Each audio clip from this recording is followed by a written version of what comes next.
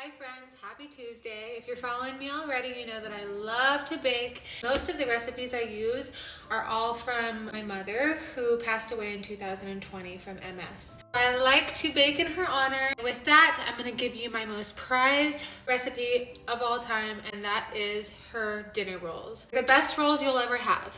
Kids would come over just for the rolls. Family events were centered around these rolls. So let's get started. It's so easy. If you don't know how to bake bread, this is the place to start.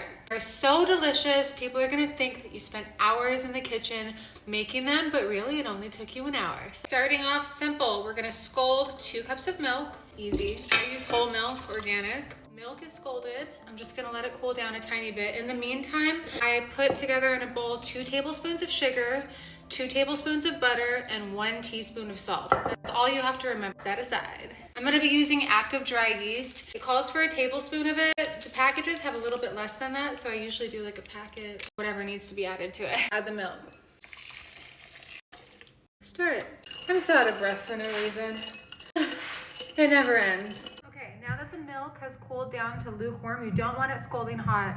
You put in your 1 tablespoon of dry active yeast. All we're gonna do is grab whatever flour you have. I use organic white flour. You're just gonna keep adding it until it forms a dough. So there's not really a measurement for this. She never gave me one, but you know when you know.